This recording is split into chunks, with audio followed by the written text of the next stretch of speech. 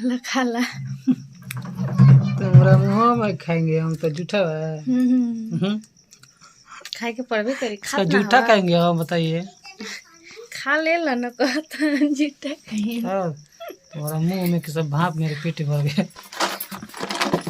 देख रहे हैं लड्डुआ बना कर रखिए बेसन का और गुड़ का बना करके, और सब खा गए।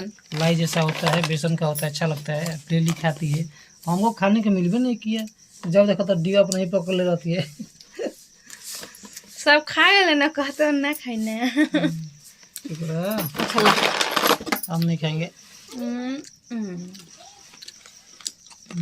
स्वादिष्ट वाला ना। अच्छा है, बेसन का है, गुड़ है, बादाम है, डाल के बना दिए दोस्तों कभी कभी खाने के लिए। ये सब ज़्यादा यूपी मिलता है, लेकिन यूपी के ही है ना, तो इसलिए बिहार में तो बना के खिलाते हैं हमको ये।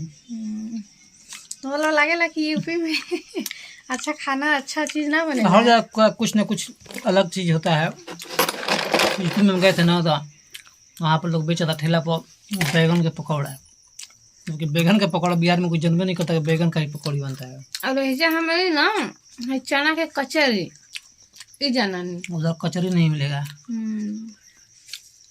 हर जगह का अलग अलग अपना चीज़ होता है, अलग अलग फ्लेवर होता है। ये भी अलग फ्लेवर है। तुम अलग फ्लेवर बड़ा।